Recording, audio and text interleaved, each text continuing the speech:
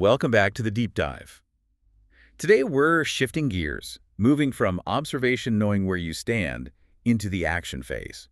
Strategy formulation in the marketing planning process. Exactly. So if you're maybe prepping for a big planning meeting, or you're building out a strategy, or, just really curious about how these big global companies actually manage growth, well, this deep dive is designed to be your essential guide. Absolutely. This is all about the frameworks, the practical tools, and really the critical thinking you need to bridge that gap between where your company is today and where you want it to be. And we're pulling these insights directly, as always, from the source material provided by Professor Marc Opresnik, making sure it's practical and relevant for you. That's right. We want this to be immediately useful. Okay, so before we dive into the specifics, the Ansoffs and Porters of the world, let's just set the stage with who's behind this material. Good idea. We are drawing directly from the work of Professor Marc Opresnik. And for you listening, here's his background, and I'll read this verbatim as requested. Marc Opresnik is the creator of the pivotal Infinity Marketing Canvas and founder of Pivotal Thinking. He is Distinguished Professor of Marketing at Lübeck University of Applied Sciences in Germany, Honorary Professor at the New Delhi Institute of Management, a global thought leader at the LSE Academic Speakers Bureau, and co-author of several international bestsellers with Philip Kotler. He also serves on the advisory board of the United Nations World Food Program Innovation Accelerator, is a leadership coach, an executive trainer, a TEDx speaker, and is recognized as one of the world's most influential voices in purpose-driven marketing, strategy, and leadership. Wow, that's quite the background. We're definitely fortunate to be working with insights from such a, comprehensive and globally recognized expert. Let's jump right in and build that strategic foundation. Okay, let's do it. Section 3.1, Strategic Marketing Planning. So, strategic planning, this is really the bedrock. The definition given is the process of developing and maintaining a strategic fit between the company's goals and capabilities and its changing marketing opportunities. Strategic fit. That sounds key. It is. Basically, it's all about alignment. Especially in this global economy where things shift so fast, you absolutely have to align what you're good at internally with what's possible externally. Okay, so let's unpack that planning process a bit more. The source material lays out four fundamental questions that strategic planning really has to answer, and in order. First one, and it's a big one, what business are we actually in? Right, and that's your mission statement. Then second, are we today? Uh-huh. Which, as you mentioned, connects back to our last deep dive on situation analysis, understanding that external and internal context. Exactly. Context is everything there. Third question, where do we want to go? This is where we get specific, setting those measurable, actionable targets. We call these strategic objectives. Quantifiable goals. And finally, the big action question. How do we get there?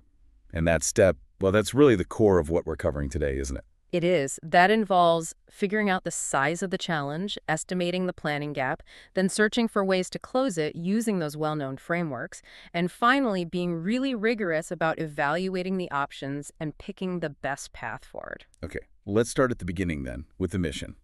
Section 3.1.1, Vision and Mission Statement. The mission statement. Sometimes it feels a bit like corporate fluff, doesn't it? Yeah. But the source defines it quite clearly as the organization's purpose, what it fundamentally wants to accomplish in the bigger picture, the larger environment. Yeah, it's easy to dismiss, but it's critical. It sets the tone and, importantly, the scope for everything that follows strategically. And the key point emphasized is that this mission needs to be market-oriented, not product-oriented. Exactly. That's a classic mistake, defining yourself too narrowly by what you make. Like, we sell drills. A market-oriented mission focuses on the customer need you're solving, satisfying basic customer needs. That shift in perspective is huge. So instead of Google saying, we run a search engine, the example given is we help you organize the world's information and make it universally accessible and useful. Right. It's focused outward on the benefit. That way, even if the technology changes drastically, the core purpose remains relevant. You don't get stuck. Makes sense. Now, to make sure this mission isn't just a nice phrase, the source introduces the Ashridge mission model. It seems to provide a structure. It does. It breaks the mission down into 4 critical components. This helps ensure it's actually embedded in the organization, not just hanging on a wall. Okay, what are those components? Well, it starts with purpose. This is why. The fundamental reason the company exists beyond just making money. It's sort of aspirational meaning. The big picture. Yes. Then that purpose is shaped by company values. What does senior management truly believe in? This acts as the ethical compass for decisions. Okay, purpose and values. Then it gets more operational. Right. Next are standards and behaviors. These are the actual policies, the codes of conduct, the ways people are expected to act day to day. This is where the mission meets reality inside the company. It ensures consistency. Got it. And the last piece. The fourth component is strategy. And this is crucial. What's the commercial logic? How will a company actually achieve its purpose sustainably, make money? By forcing you to include strategy within the mission framework, 𝐺𝐻𝑚𝐦 ensures the lofty goals are grounded in a viable business model. So all four together, purpose, values, standards, and strategy, create a robust mission that guides everyone. Exactly. Yeah. It prevents that mission drift and helps everyone understand their role. Section 3.1.2, strategic objectives. So the mission sets the direction, but objectives. They provide the specific targets, right? Strategic management needs these specific, measurable performance standards for the really important areas. Yes. If the mission's the destination on your map, objectives are the precise coordinates you need to hit along the way, and they absolutely must be quantifiable. Quantifiable how? What kind of metrics are we talking about? Well, the source mentions things like sales volume, market share percentage, or return on investment, ROI. And you can measure these in absolute numbers or, importantly, relative to your competitors. But just putting a number down isn't enough, is it? What makes an objective effective for strategy? Good question. The material outlines 4 essential criteria. First, you need specificity regarding the performance dimension. You can't just aim to improve quality. You have to define what aspect of quality, maybe defect rate, customer satisfaction scores, and how you'll measure it. Okay, be specific. What else? Second, use the appropriate measures for that specific dimension. Third, set a clear target value, the actual number you're aiming for. Increase market share to 15%. A concrete goal. Exactly. And fourth, define the time by which the target should be achieved. Increase market share to 15% within 2 years. Without all 4-dimension measure, target, and time, the objective is just a vague wish, not an actionable guide for strategy. Makes sense. It forces clarity. Section 3.1.3, estimation of the planning gap. Okay, now for the reality check. Before we start building grand strategies, we need to understand the size of the challenge. That's the planning gap, or sometimes called the performance gap. And this gap is the difference between what exactly? It's the difference between 2 key projections. First is the target projection. This is the result you need to achieve the profit, the sales, the growth rate defined by your strategic objectives. Where you want to go. Precisely. The second is the reference projection. This is where you're likely to end up if you just keep doing what you're doing now, following the existing strategy based on current trends and momentum. Okay, so I could sort of picture this. Imagine a graph. The target projection is like a line heading upward sharply toward your goal over time. Right. Your desired future state. And the reference projection is probably a less steep line, maybe even flattening out, showing where you'll actually land if you don't change course. Exactly. And the space between those 2 lines, that widening difference over time. That's the planning gap. That's the gap to be filled. It immediately quantifies the magnitude of strategic change needed. Is it a small gap you can close with tweaks? Or a huge chasm demanding radical new approaches? It really forces management to confront reality and start looking for those alternatives. Which leads us perfectly into the classic growth strategies. Section 3.1.4, Ansoff's generic strategies for growth. All right, so the planning gap shows we need to do something different. Where do we look for ideas? The main tool here seems to be Ansoff's matrix. Yes, the Ansoff matrix is fundamental for structuring that search for growth alternatives. It maps out options based on 2 simple dimensions. Products, are they current or new? And markets, are they current or new? Which gives us that famous 2x2 grid, the 4 quadrants. Exactly. And they generally represent increasing levels of risk and required investment as you move away from your core. Let's start with the lowest risk one, market penetration. Current products, current markets. Right. The goal here is simple. Sell more of what you already have to the customers you already target. You're not changing the product itself. So how do you do that? What are the strategies? It's often about deepening your position, things like trying to increase your market share by winning customers from competitors, converting non-users within your existing segment, or just getting your current customers to buy more often or use more of the product. The source gives some specific examples under this heading, doesn't it? It does, and they're quite interesting because they show the nuances. You have product improvements, small tweaks, like Nivea improving its creme formula slightly, Then there's relaunch, which is more about repositioning like a toothpaste, shifting its message to focus on gum health as well as cleaning. And revival. Revival is about updating the outward appearance, making it feel current again.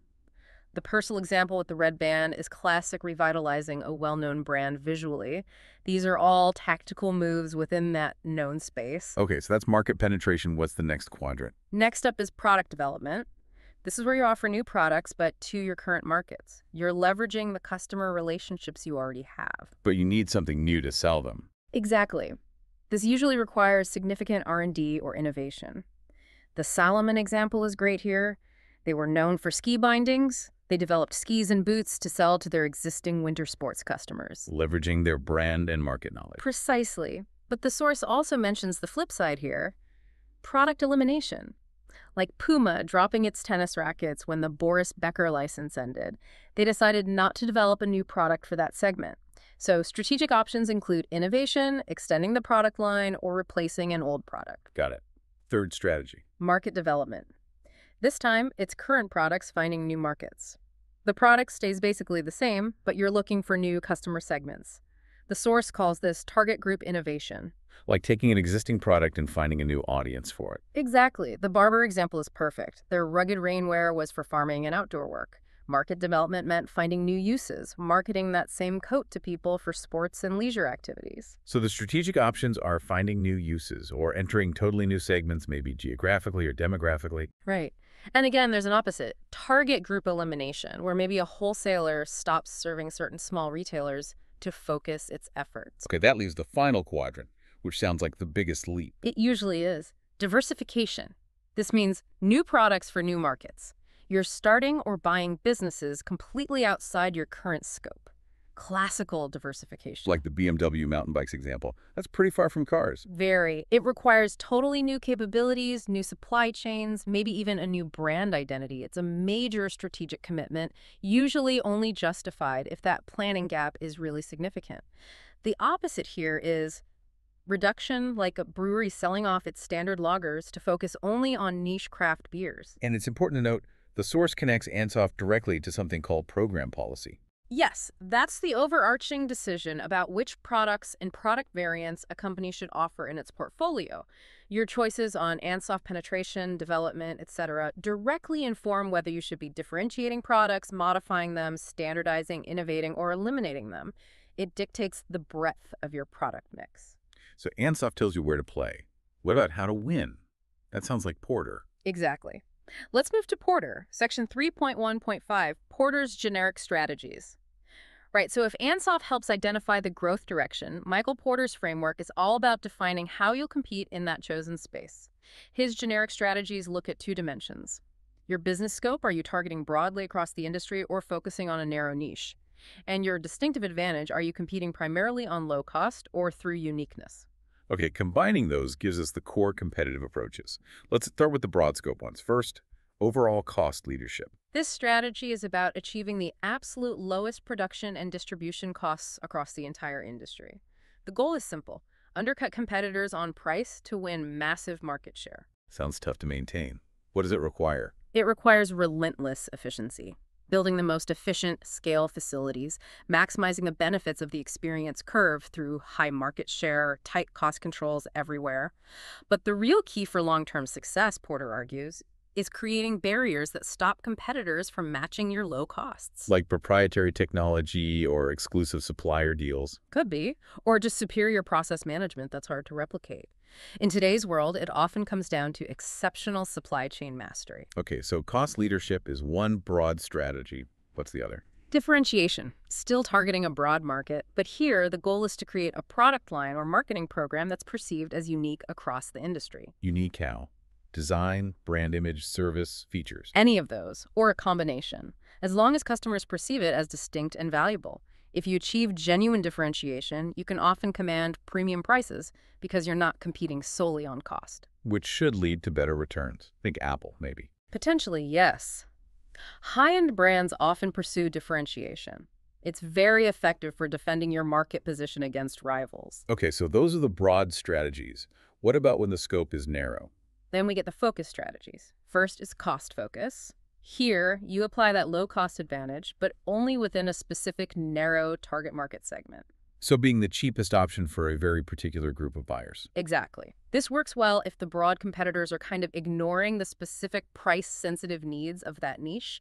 Think maybe store brand basics targeting only the most budget-conscious shoppers. And the final one, narrow scope, but unique. That's focused differentiation, combining perceived uniqueness with a very narrow target market. This often comes from having a really deep understanding of a specialized customer group's wants. The source mentioned high-end audio equipment. Perfect example. Products built for audiophiles, a niche market willing to pay a premium for specific performance characteristics the mass market doesn't care about. What really stands out with Porter, though, is his warning about not choosing, being stuck in the middle. Ah, yes, the famous U-curve. This is absolutely critical. Porter warns vehemently against trying to be all things to all people. Can you describe that U-curve concept verbally? Sure. Imagine plotting return on investment, ROI, on the vertical axis. On the horizontal axis, you have the strategic position, ranging from cost leadership on one end to differentiation on the other. Okay. The curve looks like a U. ROI is high at both ends of the U. If you achieve true cost leadership with high market share, your ROI is high. If you achieve strong differentiation with premium pricing, your ROI is also high. So the high points are the successful strategies. Right. The bottom of the U, the trough in the middle, that's the stuck in the middle zone. This is where companies end up if they fail to commit. They try to be low cost and differentiated, but they don't achieve either effectively. They don't have the scale for true low cost, and they aren't unique enough to command high prices. Exactly. So they get squeezed, resulting in poor performance and low ROI. Porter's message is stark. Choose a path, cost, or differentiation, and pursue it with absolute commitment and discipline. Don't get stuck. Powerful concept. Okay, so once we've chosen a competitive strategy, how do we manage a whole portfolio of different products or businesses? That sounds like portfolio analysis. Precisely. Which brings us to the BCG matrix, section 3.1.6. The BCG portfolio matrix model. Right, the Boston Consulting Group matrix. Especially relevant for larger, more diversified companies managing multiple strategic business units, or SBUs. The source mentions this is grounded in a few core ideas. Yes, three main theoretical underpinnings. First, concepts from asset pricing and finance, the idea that you need to balance your portfolio for risk and return. Some high-growth, high-risk bets balanced by steady, lower-risk cash generators. Makes sense, like diversifying investments. Kind of, yeah. Second is the product life cycle. Products typically absorb cash early on R&D, launch marketing, and then hopefully become cash generators as they mature. Managing that cash flow across the portfolio is key. Okay. And the third? The experience curve, which we touched on with Porter. The idea that your cost per unit tends to fall as your cumulative production experience increases. This reinforces why high relative market share is so important for achieving cost leadership. Got it. So how does the BCG matrix visualize this for SBUs? It plots them on a simple 2x2 grid. The horizontal axis is relative market share, your share compared to your largest competitor, running from low to high. The vertical axis is market growth rate, again from low to high. And this creates the four famous quadrants: stars, cash cows, question marks, and dogs. Exactly, the Boston box. And importantly, the model prescribes a specific strategic objective for SBUs in each quadrant. Okay, let's break those down. Where should we start? Let's start with the top right, stars. These are high-growth, high-share businesses. They're leaders in rapidly growing markets. They often require significant investment to fuel that growth and fend off competitors. So the objective for stars? Build. Build sales and market share. Invest heavily to maintain or even increase your leadership position. Protect against challenges. They are the future, but they consume cash now. Okay. How about the bottom right? Those are the cash cows. Low growth, but high share. These are typically mature, successful businesses. Because the market isn't growing fast, they don't need huge reinvestment, but their high share means they generate a lot of cash. So they're the money makers. Absolutely. The objective here is to hold, maintain sales and market share, defend your position, and critically use the substantial excess cash they throw off to fund the stars, maybe some promising question marks, and R&D for new products. They're the engine room. Got it. Top left then. The question marks, sometimes called problem children, high growth but low share. These are tricky. They're in attractive, fast-growing markets, but they don't have a strong position yet. They need a lot of cash just to maintain their share, let alone grow it. High risk, high potential reward. Exactly. The objective here is selective. You need to decide which question marks have the potential to become stars if we invest heavily. Focus on those, maybe in a defendable niche. For the rest, the tough decision might be to harvest, reduce investment, or divest, get out. That leaves the bottom left. The poor dogs. Low growth, low share. These businesses are often in mature or declining markets where you don't have a leading position. They might generate just enough cash to sustain themselves, but rarely much more, and they can tie up management time. So the objective for dogs. Usually it's harvest or divest. Milk them for whatever cash you can with minimal further investment, or cut your losses and sell or liquidate them. Sometimes, if there's a very specific profitable niche they serve, you might focus on that, but generally, they're candidates for phasing out. It's a pretty clear, if sometimes brutal, framework for resource allocation. It is, but it can be seen as a bit simplistic, relying only on share and growth. Which leads us to a more complex model. Right, the GE McKinsey matrix, section 3.1.7, the GE matrix multi-factor portfolio matrix. Okay, so the GE matrix, developed with McKinsey. You said this is more complex than BCG. How so? It is. It's a multi-factor approach. Instead of just two metrics, it uses multiple factors to assess two key dimensions. On one axis, you have market attractiveness, rated high, medium, or low, which considers things like market size, growth rate, profitability, competitive intensity, etc. So a broader view of the market's appeal. Exactly. And on the other axis, you have business strength, rated strong, medium, or weak, which looks at factors like your market share, brand strength, profit margins, technological capabilities, management quality, basically, how strong you are competitively within that market. And plotting these gives a 3x3 grid, 9 boxes instead of 4. Correct. A 9-box matrix. This allows for more nuanced assessment and consequently more nuanced strategic recommendations than the simple BCG categories. So the strategies aren't just build, hold, harvest, divest. Not quite as stark. The source groups the strategies based on where an SBU falls in the grid, generally into 3 zones. Okay, what's the first zone? Usually the most attractive area. Right, the top left corner, generally where you have high market attractiveness and strong business strength. The strategic imperative here is clear. Protect position and invest to grow. Go all in. Pretty much. Concentrate your efforts on maintaining that strength. Invest heavily. Grow at the maximum rate the market can handle. Build barriers.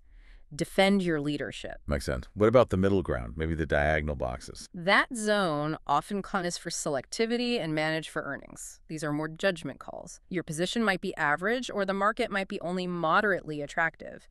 The advice is to be selective. Meaning specialize around your limited strengths. Protect your existing profitable programs. Concentrate your investments only in those segments where profitability looks good and the risks seem manageable. You can't afford to invest everywhere, so you pick your battles carefully. Okay, selective investment. And the final zone, the less attractive bottom right area. Yeah, where market attractiveness is low and/or your business strength is weak. Here, the strategies lean towards limited expansion or harvest. So, winding down. Often, yes. Minimize investment. Rationalize operations to squeeze out maximum efficiency and cash flow.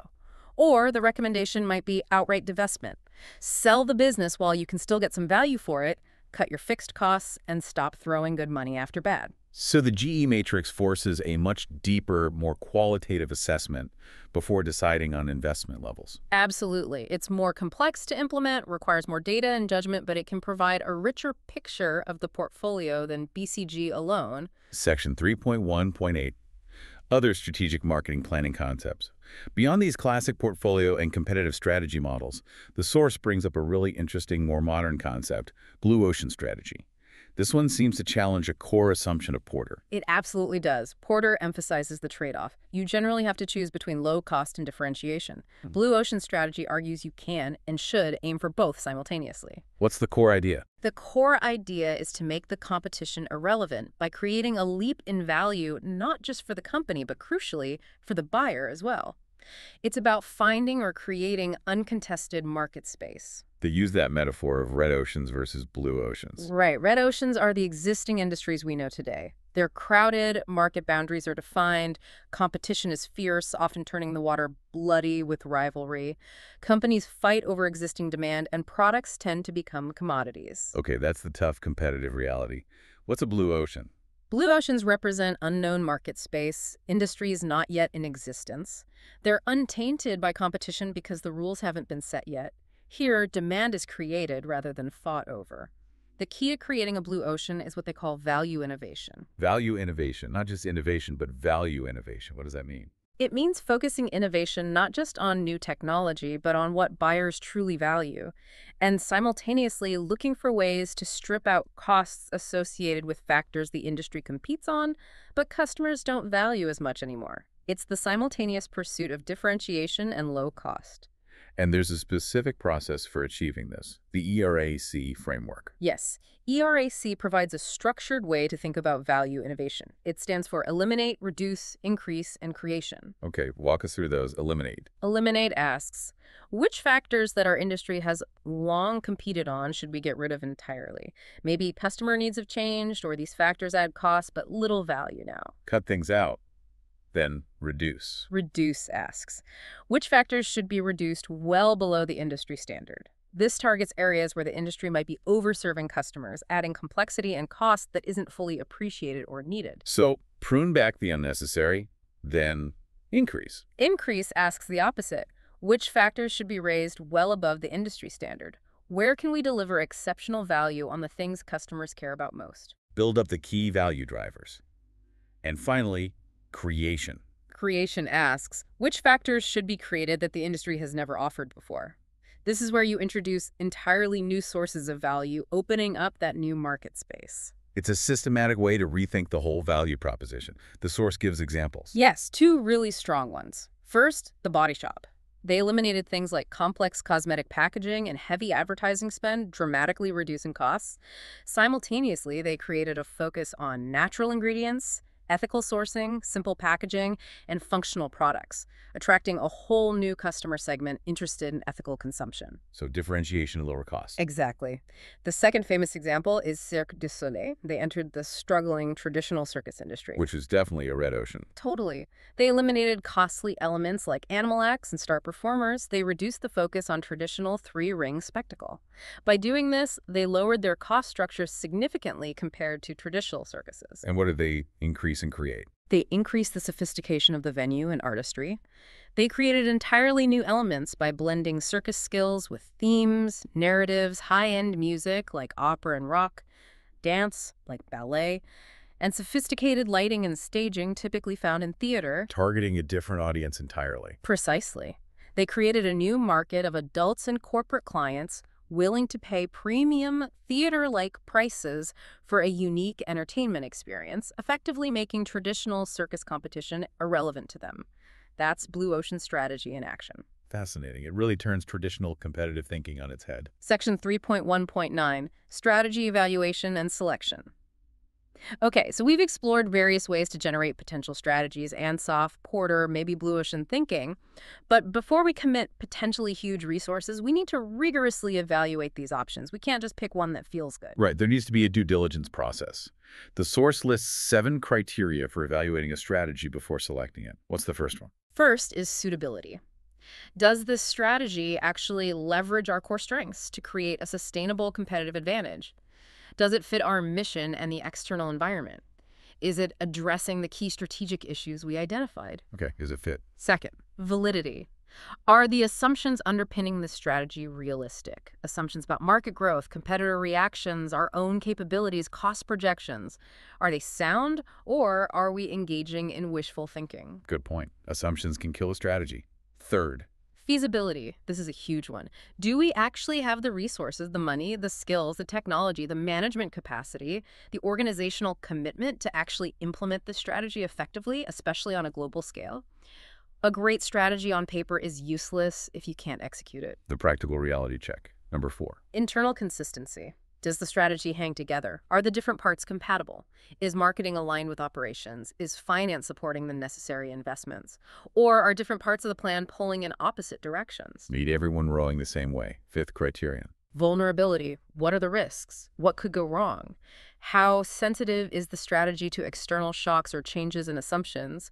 What are our contingency plans if key competitors react aggressively or the market shifts unexpectedly? Assessing the downsides. Number 6. Workability. Can we actually implement this in practice? And crucially, does the strategy allow us enough flexibility to adapt as circumstances change? Or does it lock us into a rigid path that might become obsolete? Maintaining agility. And the last one. Appropriate time horizon. does the expected payoff from the strategy align with the time and investment required? Are we expecting short-term results from a long-term play, or vice versa?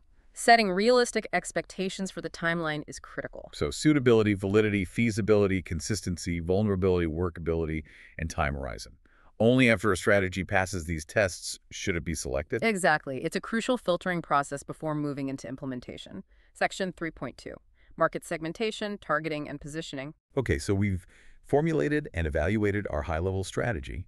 Now we need to translate that into action in the marketplace. And that really starts with figuring out who exactly we're targeting. Which brings us to STP, segmentation, targeting, and positioning. Yes, STP is absolutely fundamental to executing marketing strategy effectively. Section 3.2.1. Benefits and premises of market segmentation. So market segmentation, what is it fundamentally? The source defines it as the process companies use to divide large, heterogeneous markets where customers are all different into smaller, more homogeneous groups. Groups of customers who are similar in some way. Exactly. Similar needs, characteristics, or behaviors who might respond similarly to a particular marketing mix. The goal is to be able to reach these smaller groups more efficiently and effectively than trying to appeal to everyone. Because trying to be everything to everyone usually means you're not really resonating strongly with anyone. Precisely. You dilute your message and your resources. So the STP process, it's a flow.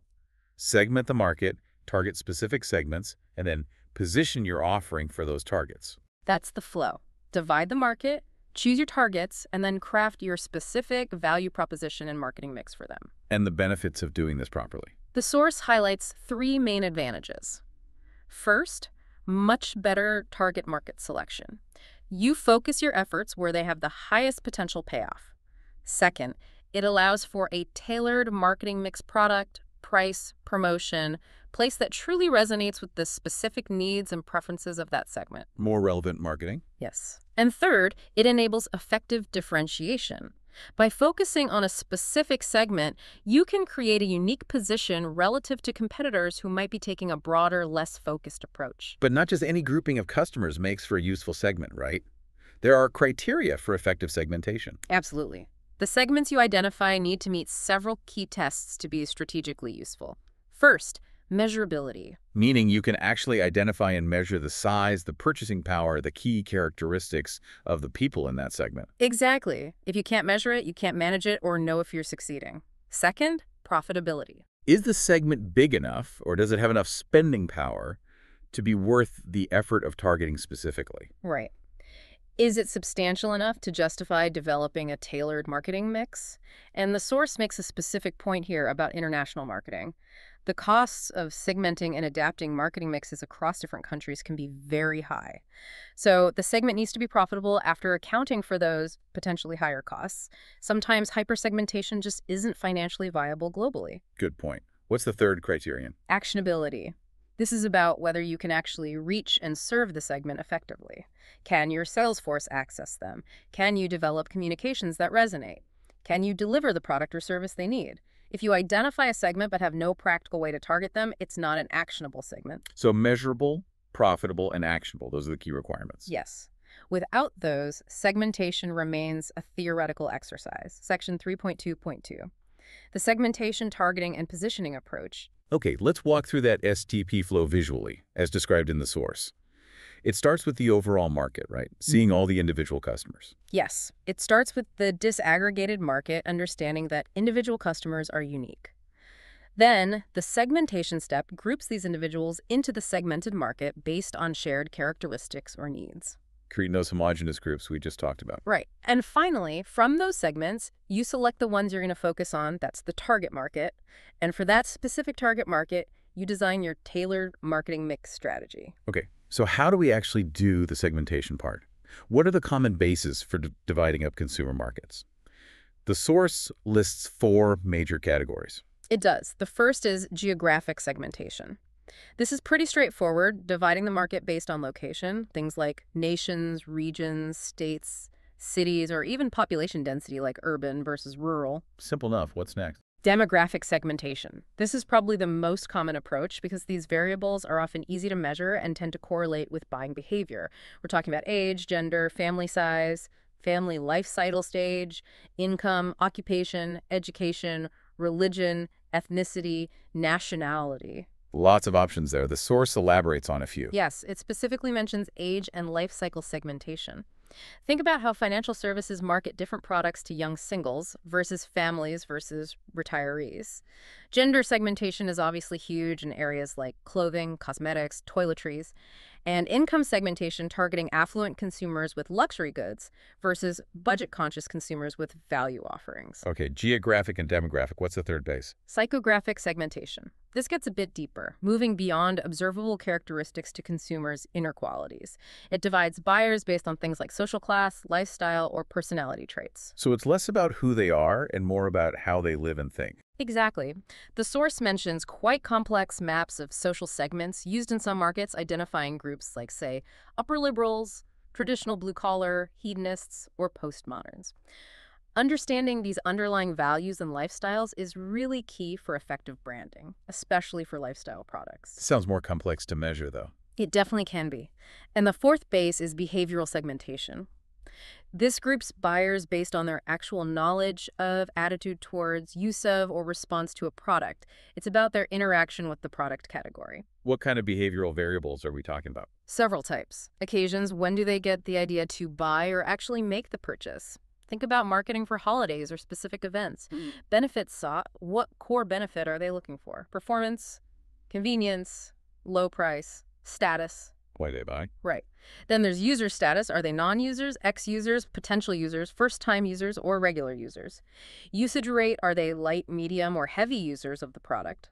Often, heavy users are a small percentage of the market but account for a large percentage of sales. The 80-20 rule often applies there. It often does. And finally, loyalty status. How loyal are they to brands in this category? Are they hardcore loyals, split loyals, shifting loyals, or complete switchers always looking for a deal? Each group requires a different approach. Okay, so we've used one or more of these bases to identify potential segments. Now we have to choose which ones to target. What guides that decision? Target market selection depends heavily on several factors outlined in the source. First, company resources. Do we have the financial and other resources to go after multiple segments, or should we concentrate on just one or a few? Second, product variability. Is our product highly uniform, like steel, where segmentation might be less critical? Or is it highly variable, like cars or cameras, where differentiation and targeting are essential? Also, where the product is in its life cycle. Yes, product life cycle stage. Are we launching a new product where maybe undifferentiated or concentrated marketing makes sense initially? Or is it a mature product in a competitive market where differentiation is key? Fourth is market variability. Do buyers generally have the same tastes and react the same way? If so, undifferentiated marketing might work. If tastes vary widely, segmentation is crucial. And finally, what are competitors doing? Crucial point, competitors' strategies. If competitors are using differentiated marketing, it's usually suicide to use undifferentiated marketing. Conversely, if competitors are targeting broadly, you might find an advantage by focusing on a specific niche. The Nivea example for men with sensitive skin seems like a perfect case of that, finding a niche competitors were overlooking. Exactly. They identified a profitable segment with specific needs and tailored a product line and message directly to them, achieving great success. Okay, so we've segmented, we've targeted. The final step is positioning. How is that defined? Product position isn't what you think your product is. It's how consumers define it on important attributes. It's the place the product occupies in consumers' minds relative to competing products. It's about perceptions, impressions, feelings. And positioning maps are used to visualize this. Yes, they're very useful tools. They plot consumer perceptions of different brands on key dimensions, maybe price versus perceived quality, or sportiness versus luxury for cars, showing how your brand stacks up against competitors in the consumer's mind. We don't just want to observe our position, we want to shape it actively. Absolutely. That's active positioning. The source uses the Starbucks example with the bullseye framework to show how this works. At the very center, the core, is the brand mantra. Which for Starbucks was? Rich, rewarding coffee experience. That's the essence they want to own. And the framework shows how everything else should support that mantra. Precisely. It links the mantra outwards to the specific consumer takeaway they want people to have, like richest possible sensory experience, the underlying consumer insight and need state they're tapping into, the competitive product set they define themselves against, and then, crucially, the concrete supporting actions the company takes. Actions like. Things that tangibly deliver on the rich, rewarding promise and justify the premium price. The source mentions Starbucks investing heavily in things competitors might skip, 24 hours of initial training for every barista to ensure quality and service, using triple filtered water for consistency, offering stock options and health benefits to employees, partners, to foster commitment and better service. So the positioning isn't just advertising, it's built into the operations. It has to be. Those tangible actions are what make the positioning credible and sustainable. You have to live the brand promise. Section 3.2.3. Yeah. Segmenting B2B markets. Now, everything we've discussed about STP so far seems quite focused on consumer markets. How does this apply when selling to other businesses' B2B markets? It seems more complex. It definitely is more complex, often because you're not selling to an individual, but to an organization, often involving a buying committee or decision-making unit, DMU. The motivations are also different, driven more by organizational needs, efficiency, profitability, rather than just personal desires. So how do you segment these industrial markets? The source indicates it's typically done in two main stages. First, macro segmentation, then micro segmentation. Okay, what's involved in macro segmentation? Macro segmentation is the broad initial filter. It uses easily observable organizational characteristics, things like what industry is the company in, what's its size, revenue, number of employees, where is it located geographically, what's its usage rate for our type of product, are they a heavy user or an occasional buyer, how do they use the product, is it critical to their core operations or more for administrative support. So it's about categorizing the organizations themselves based on readily available data. Right. It helps you define the overall potential market and narrow down the universe of possible customers based on factors that often correlate with their needs and buying potential. Then, once you have those broad macro segments, you move to microsegmentation. Yes. Microsegmentation drills down within those macro segments to look at the specifics of the buying process and the people involved. It focuses on the characteristics of the decision-making units. DMUs. What kind of characteristics are important at the micro level? Things like the purchasing criteria they prioritize. Are they most concerned with price, quality, service, delivery reliability? What's their purchasing strategy? Do they prefer long-term partnerships or competitive bidding for every order? What's the structure of the DMU itself? Who is involved? What are their individual levels of influence? And importantly, the personal characteristics of the key individuals in the DMU, their demographics, their attitudes towards risk, their relationship with vendors, their personality. So it gets down to the specific buying center dynamics and even individual personalities. It often has to, especially for complex or high-value B2B sales. For example, a macro segment might be large manufacturing firms in the automotive sector in Germany. But microsegmentation would require understanding whether this specific firm's buying center is dominated by engineers focused on technical specs, or by procurement managers focused solely on cost reduction, or maybe by a CEO with a strong preference for innovation. That requires much deeper customer knowledge. Absolutely. The source also briefly mentions the nested approach to B2B segmentation, which reinforces this idea of layers. It suggests starting with the outermost nest, broad industry and company size, and progressively working inwards through operational variables like technology use, purchasing approach, situational factors like urgency, down to the innermost nest, the personal characteristics of the buyers. It emphasizes that B2B segmentation is often a multi-step, increasingly detailed process. A real deep dive into the customer organization. It has to be effective. And that really brings us to the end of this deep dive covering strategy formulation and the crucial STP process that links strategy to the market. It's been quite a journey. Just to quickly recap, we started with the absolute foundation. The mission statement driving specific, measurable, strategic objectives. Right. Then we saw how understanding the planning gap, the difference between where you want to be and where you're heading, forces you to seek out strategic alternatives. And we explored the key frameworks for finding those alternatives. Ansoff's matrix guiding growth options based on products and markets. While Porter's generic strategies demand a clear choice on how to compete, cost leadership, or differentiation, warning us about the dangers of being stuck in the middle.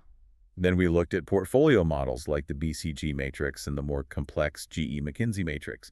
tools for allocating resources effectively across different business units based on their market position and potential. Before shifting gears to blue ocean strategy, which challenges the traditional trade-offs by seeking value innovation to create new market space. And finally, we saw how, once a strategy is chosen after rigorous evaluation, the STP process segmentation, targeting, and positioning provides the essential discipline for connecting that strategy effectively to specific customer groups in the marketplace, whether B2C or B2B. It's a comprehensive path from high-level intent to marketplace action. Now, we touched on this tension throughout. Classic models like Porter really emphasize the need for focus. For making hard trade-offs, you can't be both the cheapest and the most differentiated, typically. That U-curve is pretty unforgiving. True. Discipline is key there. But then Blue Ocean strategy comes along and says, wait, maybe you can achieve both differentiation and low cost simultaneously through value innovation by eliminating, reducing, raising, and creating factors differently than the rest of the industry. It's an appealing idea, finding that win-win. So here's a final thought for you, our listeners, to consider based on all this.